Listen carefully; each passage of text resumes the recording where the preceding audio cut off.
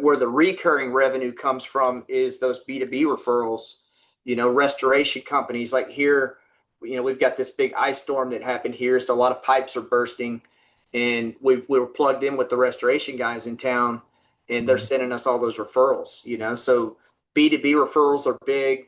Restoration contractors, builders, even pest control companies, HVAC contractors, home inspectors, so getting in front of those guys early, making those phone calls. We give the owner a list of all those contractors in town, so that they can call and start drumming up those referrals. Yeah.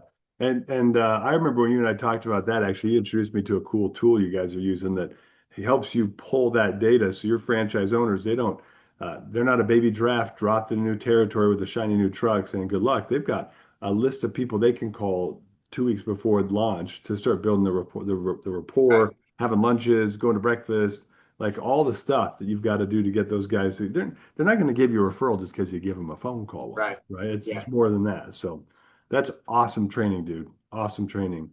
Tell us just for a second about like so far with the intense training, hands-on, all the stuff you do, the robust playbook, giving them data so they can actually know who to call to start this referral network. Without any specific numbers, what's the result? Like, how have you seen like the launch happen over the last 2.5 years, and how has it gotten better as you guys have done this? So what we tell the owners is like, hey, if you don't execute on these grassroots items, or these B2B referrals, at some point you're going to plateau.